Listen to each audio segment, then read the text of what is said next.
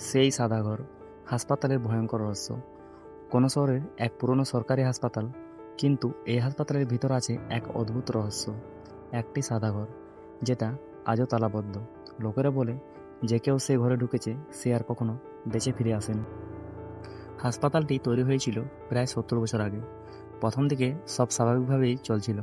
রোগীরা আসতো, চিকিৎসা হতো, মানুষ সুস্থ হয়ে বাড়ি ফিরত। কিন্তু কিছুদিন পরে এই হাসপাতালে তৃতীয় তলার একটা সাদা ঘরে অদ্ভুত ঘটনা ঘটতে শুরু করে। যে রোগীদের এই ঘরে ভর্তি করা হতো, তারা ভয়ঙ্করভাবে অসুস্থ হয়ে পড়তো। ডাক্তাররা কোনো কারণ খুঁজে পেতেন না। রাতে শোনা যেত ফিসফিসানি, যন্ত্রপাতি নিজে থেকে চলতে শুরু করত। সবচেয়ে ভয়ঙ্কর ব্যাপার, অনেক রোগী মাঝরাতে চিৎকার করতে করতে মারা যেত।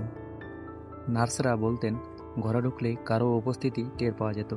কেউ নাকি বারবার কানে ফিসফিস করত, এখানে থেকো না। কিন্তু কাউকে দেখা যেত না।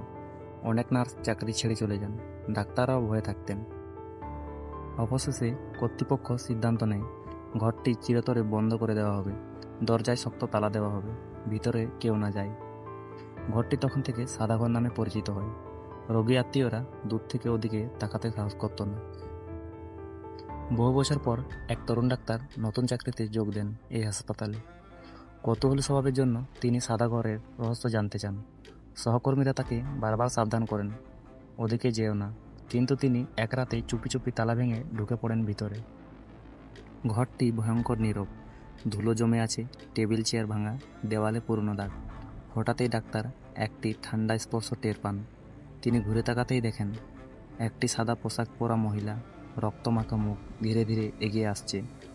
ডাক্তার ভয়ে দরজা খুলে দৌড়ে বেরিয়ে আসেন। পরের দিন সকালেই তাকে মৃত পাওয়া যায় করিডোরে। মৃত্যুর কারণ আজও কেউ জানে না। ঘরটি আবারও তালা দেওয়া হয়, আর কেউ ওদিকে যায় না। আজও হাসপাতালের করিডোরে দিয়ে হাঁটলে শোনা যায় সেই ঘর থেকে অদ্ভুত শব্দ। কেউ কেউ বলে ওই সাদা ঘরে এখনো বন্দি আছে অশান্ত আত্মা। কিন্তু সেই সত্য কেউ কোনোদিনও জানতে পারেনি।